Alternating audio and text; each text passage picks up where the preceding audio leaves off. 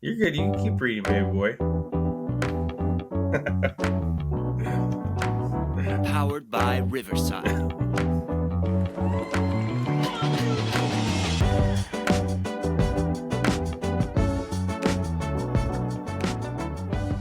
Hello, and welcome back to TheSadFan, where we talk about the good, the bad, and everything that made you sad. And there's a lot of sad this week, from Britney Spears getting slapped by a man, so, assault on a superstar, to Ja Morant coming out and saying he punched that teenager that he invited to his home and played basketball with through a basketball at in self-defense. Sorry, I just wanted to make sure I got all my facts in there. And then we have Pat Fitzgerald and a scandal at Northwestern with hazing. And then we've got Megan Rapinoe retiring. So it's been a hectic week, a lot to be sad about, a lot of, faith in humanity unrestored. But Wes, you did something exciting. Wes, you got to go to the All-Star game, right? It was in Seattle. I went to the home run derby. I did not go to the All-Star game. Okay. But I was down there that day. It was a lot of fun. So they had T-Mobile Park and Lumen Field, where the Seahawks play, are set up right across from each other. And there's Lumen like a convention Field. center. There's a convention center in between. And in the convention center and even on the Seahawks stadium, they had this thing called Play Ballpark. And so they had like all sorts of things. Like they had like take a card, trade a card, or like take a card, give a card. You could get your own like baseball card done. Like you pose for it and they print it out. You get your own baseball card. And then they had like VR like baseball things you could do. They even had batting Like cages batting on cages? so they had like VR thing, like a VR little video game that you could play. And they also had actual batting cages on the Seahawks field. Okay. Nice. And they even had like a little kids game set up where like they just like got a bunch of kids and they played like like an inning of baseball, and then they switched out for more kids. It was really cool though. So good job on that. It was a lot of fun, even for like kids or adults. Not Saturday, but Monday was the home run derby. Mm-hmm. And that was probably like one of the coolest like sporting events I've been to. Was it? Yeah. Well, so Julio Rodriguez, for those of you who don't know, right? he 41 home runs. Oh, 41. Okay. It was a record for a round.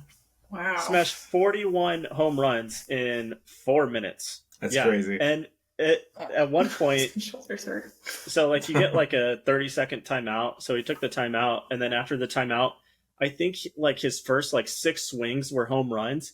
Every time the place got louder and louder and louder. It was an awesome atmosphere. I was on the first base line, and it was kind of annoying because 7 of the 8 batters were righties. And so for right-handers, they're always hitting it to left field. And so we hardly got any action. But when the other guy came out, he started hitting it to us, and it was so much fun because you could like see it, and then like the foul balls, like we could get a chance to like try and catch it. It was awesome. The one thing that I didn't like though is so Edgar's Cantina. It's this little place in the outfield, like it's a bar or whatever that's like open. It's like standing room only, but that was rented out by a bunch of MLB VIPs. Of course. And I was like, really, guys? Come on. And so, like, they were getting all the balls there. Yeah, they were getting all the balls, and no one could go down there and get a drink because these rich, snobby assholes. Well, it sounds like they loved all the balls. Yeah, they love balls. And then the All-Star game was really cool. I was down there when it started, and they had 4 F-35s do a flyover. Okay. And I saw them take off from the airport today, which was really cool. Those things are freaking loud. But yeah, Fly it was all over where I work now, and the second they take off, you can hear outside my office, and you have to stop talking because it's like an earthquake. Yeah. Yeah, but all in all, it was a lot of fun. Julio Rodriguez, bottom of the 9th with 2 outs. He stepped up to the plate. He got a walk, and then the next guy struck out. So I did hear about that. I heard it was very anticlimactic. I heard like the whole place was waiting for, like I heard the whole place was waiting to explode, and then nothing happened. Yeah. All-Star or the American League took the loss, so which means the National League gets the Home home field field advantage. advantage in the World Series. Yeah, I'm not happy you called the link Lumen Field, even though it is named Lumen Field. For some it used to reason, be called The it used to be clink. called Quest Field.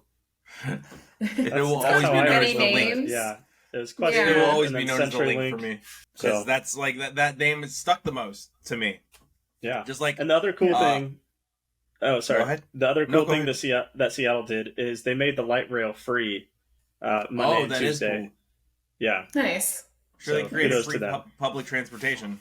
Yeah, and it was funny because parking at the stadium was $125. Wow. Yeah, Yikes. That had to be more than the tickets. right. That's crazy. So I wish. I take it you didn't catch any of the balls No, because I you'd be didn't get holding any. it right now. I know you. I would. Yeah. I'd have You it. would have it right I'd in have the it. screen. Yeah. Well, I think that's awesome. I think that's something that I've always wanted to go to. It's a bucket list thing. Was it an all-day event? Was you there for hours? Yeah, I was there. It was packed. The stadium was so packed. It took, it was a crawl walking anywhere. Yeah. Probably you got there a few hours early to do the side stuff or whatever that they had at the play ballpark, and then so 6 or 7 hours each day Yeah. if you were going to be there. Looks for the like it game. was a nice sunny day too. Yeah, got a little bit of tan. Got a little bit of sun. Yeah, Got a little bit of sun. beautiful Seattle summer. Beautiful. Very nice. Beautiful. All right. Well, we also had a celebrity get hit this week, and that took over the news cycle in an all-star game of its own, I guess, right? Because we had an all-star meetup between Britney Spears and Victor Wembanyama, only it was as exciting, but it didn't go quite as well because a superstar was assaulted by a bodyguard. And I am curious. I'm sorry, Wes, I know you're uncomfortable with that, but you can't just hit somebody, even if it's their arm. I mean, and it's Britney Spears. I'm sure it's pretty common that celebrities are like, hey, I'm a celebrity, you're a celebrity. Or maybe they should have their people do it, right? Like, hey, go get his people to tell my people that I want a picture with his people and my people all together hugging. No, okay, maybe that's not it. But apparently this was all over her wanting a picture with Victor Wembanyama. He's in San Antonio, right? She's, Britney Spears, probably globally more famous than Victor Wembanyama. Victor Wembanyama is going to be a superstar, but right now I think Britney Spears is still head over heels more popular and more famous than him. Now, obviously, she's not going to press charges or anything like that. She came out and said that already. But, Wes, I already saw you reacting. So, Chelsea, I'm going to go to Wes first because he was already reacting to me calling it assault. So, Wes, go ahead. Get your 2 cents in. The bodyguard was doing his job. He doesn't know who it is. He sees a hand reaching for the guy that he's being paid big money to protect. And so he slaps it out of there. He's like, get that out of there. He's doing his job. He doesn't know who it is. He doesn't know what they want. But if you listen really closely, Wes, I said this on Gorp, another property of the TheSadFan, released yesterday for all of you that are listening now. You hear in the background a friendly Southern person go, "That's Britney Spears!" Yeah, When but was she that gets after he slapped it? It was after. Yeah. Yeah, he doesn't know. So, Chelsea, what do you think?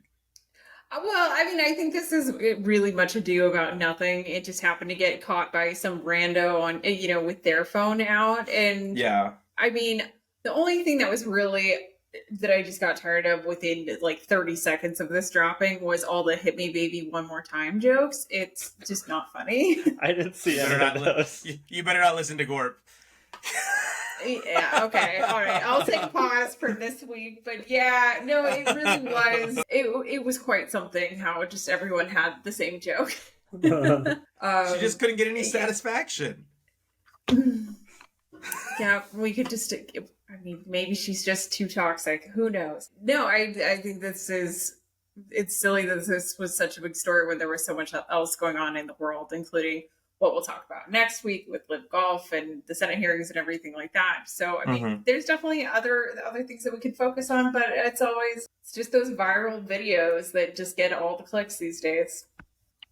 Yeah, it definitely got a lot of pub, and I think it's honestly a lens into what he can expect in the future. Maybe not from celebrities, but as a superstar he's 7'5". Wes, do you see people that are taller than 6'5"? No. You're so full of it. What do you notice when you do? Well, yeah. Yes. But like, Yeah. I've seen maybe like 5 people in my life that are over 6'5", like in person, not at a basketball game, like just walking around.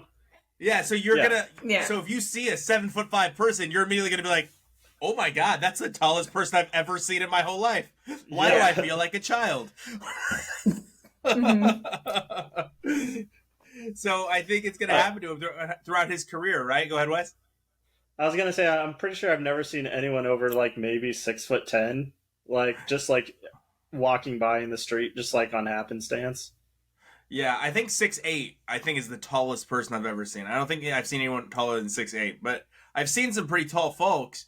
But like, I think it's just a whole nother level when you're around somebody that tall, right? You're just it's weird to think, because you and I are about 5'10", almost 6 foot. We're between 5'10", 5'11" on a good day, and then you see somebody come up to their belly button. Yeah, you're like staring at their nipples. And you're like, what is going on? Like, how are you so big? Right? Yeah, I met Charles Barkley. Actually, my brother and I both did when we were very young, and that was an experience and a half. I don't think he's like 6'6", right? Yeah, no, he's taller. I think he's 6'8", 6. I think he's just got a big old booty, but I think he's like 6'6". Yeah, I think that was a superpower. Objectify Charles Barkley.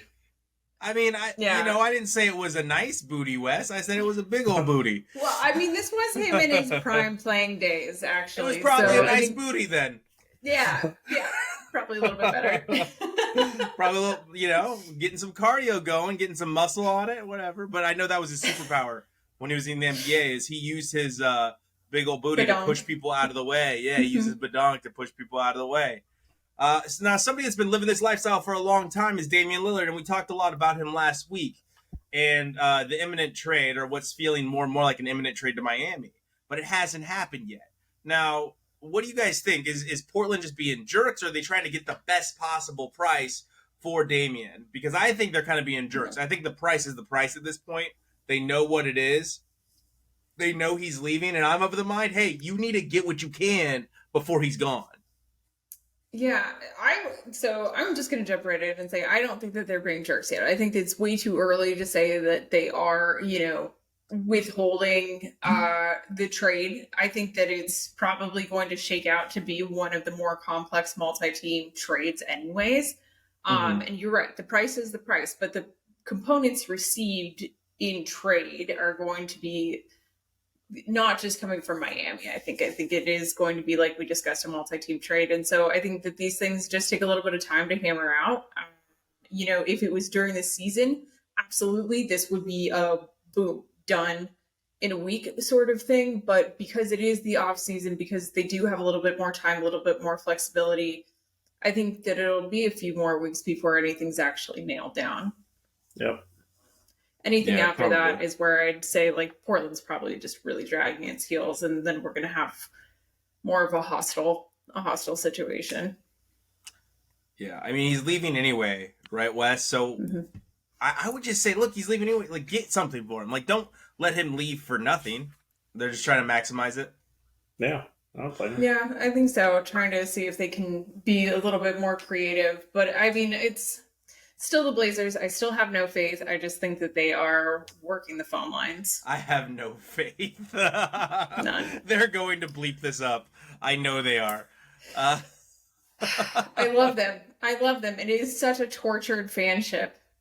Yeah, I love being a fan of a terrible team, because you're never hopeful. You're always like, I know they're, even when you're winning, you're like, I know they're going to screw this up. I know that. Like Wes last year with the Mariners, when the Mariners were on that run, and Wes is like, I know they're going to screw this up.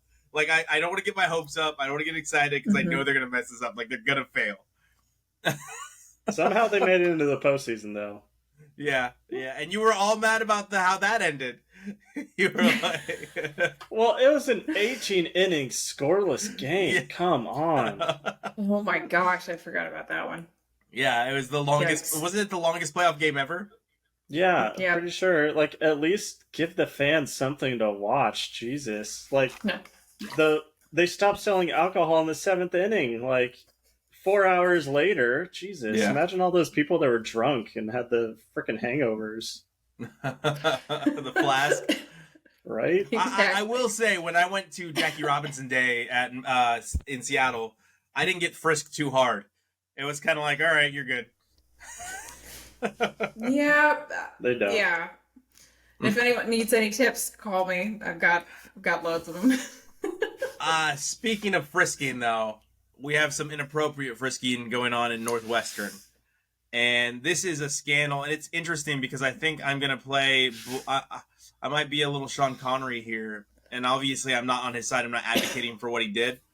But the players came out. A lot of the players came out in defense of Pat Fitzgerald and said there were the other 11 complaints were lying and they just want to get him fired because they were cut from the team or they had some axe to grind with Pat Fitzgerald. Now, the details are pretty disgusting. If you read the details. Players being forced to strip naked, which if you've ever been in a male locker room, nudity is part of the game, if that makes sense. Some guys are very comfortable with their nudity. A little too comfortable. Yeah. It happens to the ladies too, man. And you just get used to it. You get desensitized by it. Like it's almost like wearing your clothes, right? Like being naked in the locker room, wearing clothes outside as a male athlete. It's very similar. It's the same feeling, right? You feel safe. Now, I don't know how these people could feel safe because there was apparently the lights would go off, they would don masks, and they would dry hump some of the gentlemen that were claiming of being hazed. There were forced snaps from a nude center. So you'd put your hands under him and feel his genitals as he snapped the ball to you. And the initial report was that Pat Fitzgerald had no idea about this. And then there were reports after that said Pat Fitzgerald would say, that guy needs to get ran, which was code for haze. Like, that guy needs to be put in his place. That guy needs to get hazed. Mm-hmm. And then also, when the Northwestern journalism team would go into the locker room, they would see names on the whiteboard that said, naked 100-yard bear crawl, naked backpedal, things like that. Things that they would have to do naked. And now we're approaching, sexual, not assault territory, but I can't remember the crime. I need somebody to help me with that. Maybe harassment, but it's definitely, we're approaching crimes of the sexual nature, right? Now, if they touch them, that becomes sexual assault. So the naked center stuff, the naked snap stuff could be considered sexual assault. The dry humping, I guess, could be considered sexual assault as well. But I will say this. I was hazed my freshman year, not like this. I got hogtied for sure. That 100% happened. I got chased down and hogtied. I got pink bellied. And then I definitely gave a freshman a pink belly at one point in my football career. So what the Northwestern football team is saying is that these acts bring us closer together. They create camaraderie. They're not as bad as what these people are saying. These people are exacerbating the issue, making it worse than it is. I think that all of the evidence is pretty telling, right? I think these things did happen. I mean, it's hard to get 11 people together. It's hard to get 2 people with the same story. So you've got 11 people with the same story saying it was really bad, and then you get Pat Fitzgerald fired, right? So what are your guys' thoughts on this issue? Should he have been fired? Is it real? Why are we still hazing in 2023, I guess? Yeah. Because I'm talking about 2002, 2003, when my hazing was going on, and I thought we were getting close to over it back then. Yeah. So, I mean, our forms of hazing were like, you get to carry all the seniors' equipment. Yeah.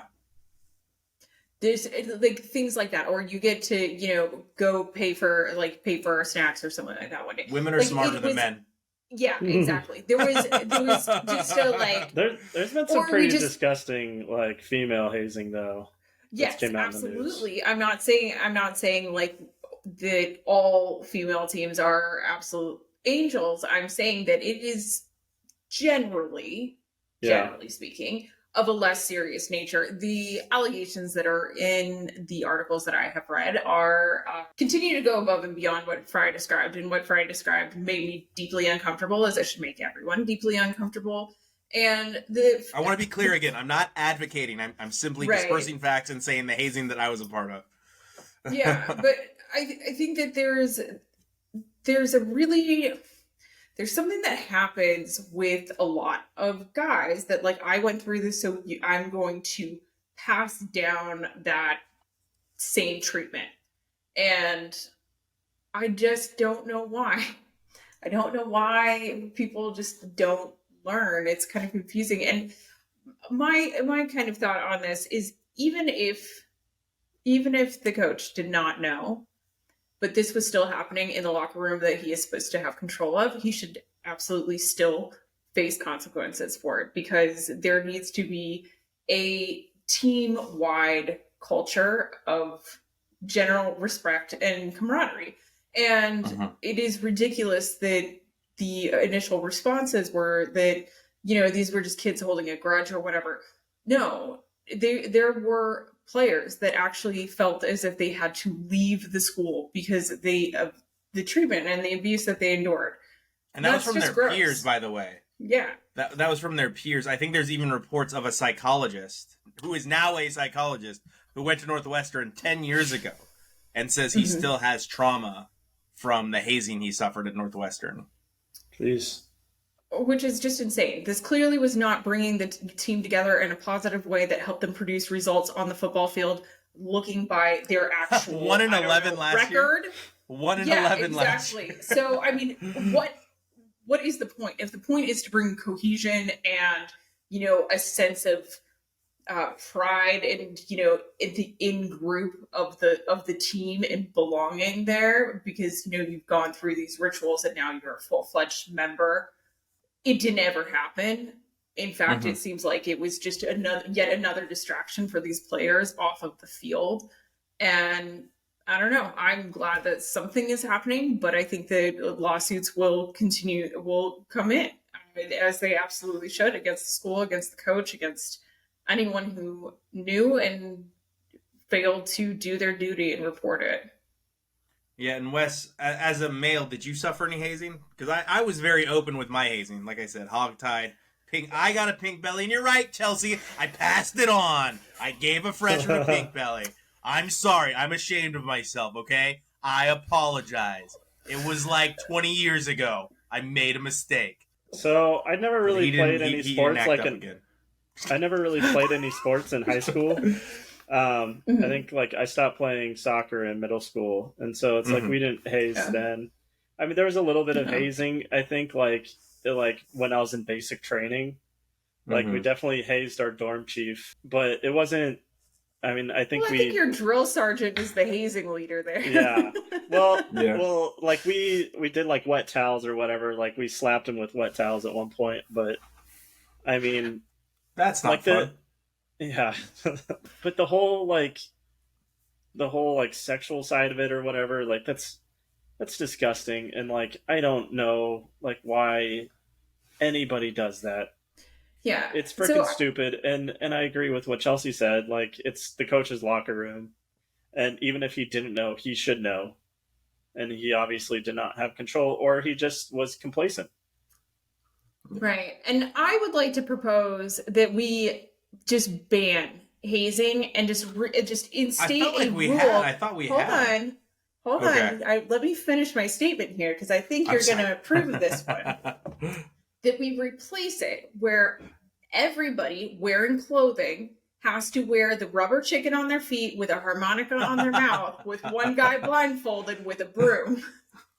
I don't know if you guys have seen those videos, but they are hilarious. But basically people put tape rubber chickens to their feet, so that way when you walk you just hear the rubber chicken noise, and then you put a harmonica in your mouth so you can't even breathe without making a sound. And then you get chased by a guy with sometimes a belt, but usually a broom, coming after you. That's great. And that's what I think the extent of hazing should be in America. Who came up with that idea? I don't know. It was viral on TikTok. I was gonna say that sounds like something Sai would pull out of his butt. You know, we're actually planning on having him do it at his bachelor party, so get ready, little brother. Get ready. We I do want to say something that I noticed, and I apologize to the audience, anyone that has any form of PTSD from this. I obviously don't. Like, it didn't impact me the same. I thought I was a freshman. I don't know. I don't know. I don't know. I don't know what causes certain reactions. Everyone is different, right? I thought I was a freshman. I had a feeling it was coming. I'd watched all the movies leading up to high school that said, hey, you're a freshman. You're going to get hazed. Like, they're going to pick on you. And I kind of was prepping myself for that. And yep, got hogtied right outside my weight room by the varsity team. And was it humiliating? Sure. Sure it was. But it wasn't anything sexual. It wasn't funny. But It wasn't it's degrading. Yeah. it's interesting that it wasn't anything sexual. It was literally like where I went to high school, there's a lot of farms and cows and stuff like that, and they hogtied me.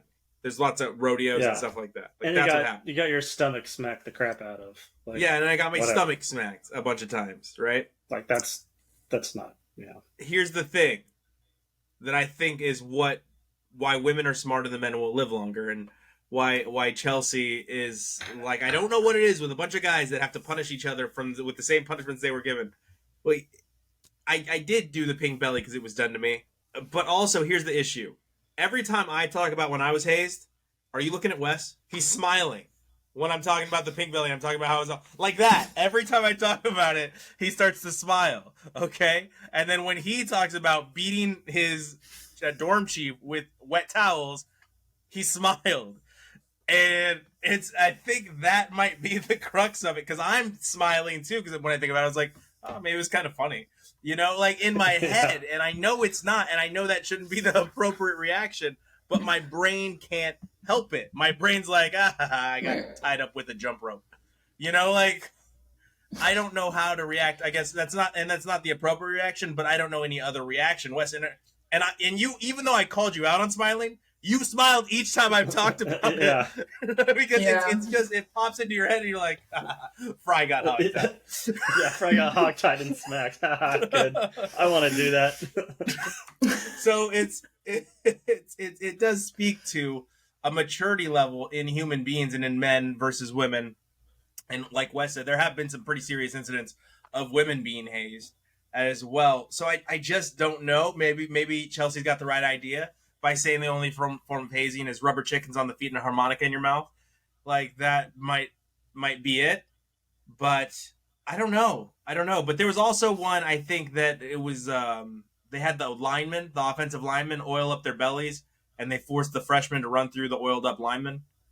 So there was, wow, both of you. Bad people, both of you. No, mine was more of a grimace, like. And Wes is laughing like he wants to do it. All right, so maybe we're not the right people to be discussing this hazing incident. At the end of the day, Pat Fitzgerald is out the door. Is out, and we'll see what comes of it. And sadly, Megan Rapinoe, on a more positive note, on a more positive story that we're more apt to talk about, I guess, is retiring. And she stated that she feels like it will put better emphasis on the national women's soccer team and the National Women's Soccer League if she steps away. I think she's the GOAT. One of them, her, Abby Wambach, obviously, Mia Hamm, Brandi Chastain, are the best female soccer players we've ever had. So it's sad to see her go. So I had mixed feelings about it. How do you guys feel? I kind of see her point. Like, there's one, it gives the World Cup team something to play for. You know, and it's above and beyond. But also, she has been outspoken. She has discussed politics very openly.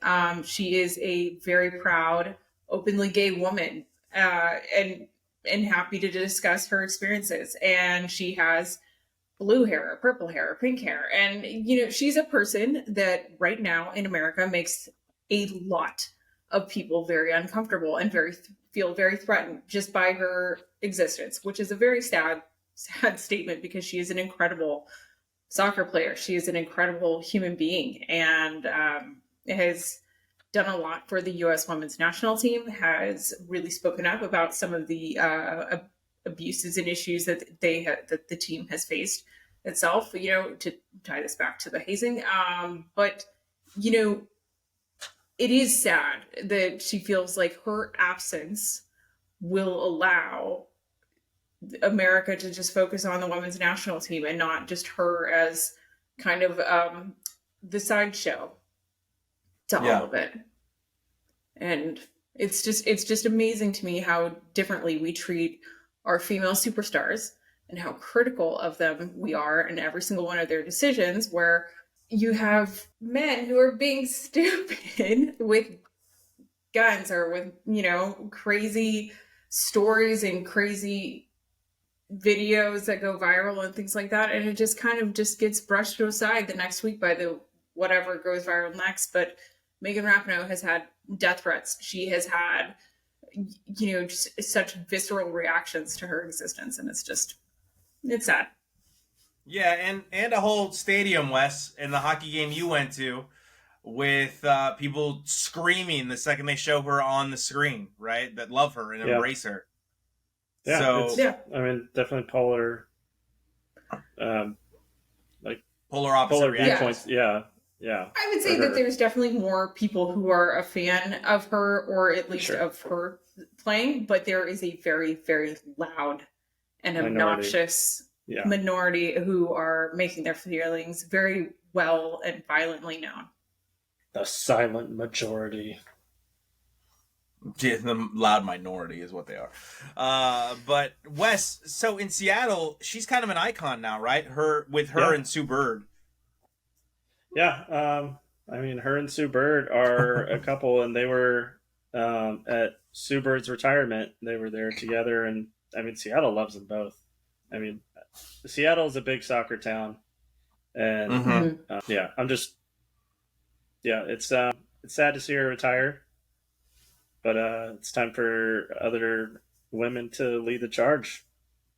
Yeah, I mean, they are the queens of the Emerald City, as we saw by Sue Bird's suit, her fit at her retirement. That was an amazing suit. But I need to bring attention to this. The way that Chelsea smiled when I said her, Megan Rapinoe and Sue Bird are like the power couple of Seattle is the same way Wes smiled when he thought about me getting hogtied. Probably true.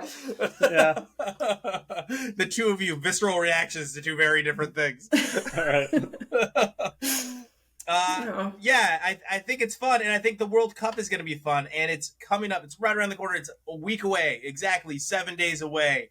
The 20th of July, Australia, New Zealand will host the Women's World Cup. We are going to report on it, I promise. But next week, we've got hopefully some results from the hearing with Live Golf and PGA, what they're calling a merger, but in reality, it's an acquisition, if you look into it. And a lot of the golfers are pretty pissed off. A lot of the fans are pretty pissed off. And a lot of, I think, upstanding, moral Americans are kind of pissed off. So we'll go over that next week. We appreciate you all tuning in. There's a lot of news, I know, and there's not a lot of sports. So Wes gave you your dose of sports, okay? We talked Home Run Derby. We talked All-Star Game. But there's also a lot of news that is important to cover. It is important to cover those that were wronged at Northwestern. Again, I want to be perfectly clear. We're not advocating for anything. We're simply drawing on our own experiences with this issue and trying to apply some sense of not normalcy. We're not trying to normalize it, but understanding. We need to understand what's going on there and what people went through. And oftentimes the only way we can do that is by applying our own experiences to these things to understand them better. Like Wes said, Pat Fitzgerald got what he deserved. He was outed at Northwestern, and Victor Wembanyama has put his basketball on hold until the season starts, and he wasn't playing well to begin with in the summer league. So he only played like 2 or 3 games. I think it was 2 games. Yeah, I think he just needs to improve his conditioning. Yeah, and so do I apparently, because I am out of breath after that statement. Remember, you can reach us here on the TheSadFan Cast. You can reach us at TheSadFan12 on Twitter and Instagram and TikTok. And you can find us on YouTube at the Sad Fan Podcast Network. We thank you all for listening last week. Quite a few of you tuned in. It was awesome. I love to see more and more each week. Please remember to subscribe, rate, and review. And funner things next week, I think. Funner things. We covered all the negativity this week. It's out of it. There's no more negativity in the world. We handled All-Star game was positivity.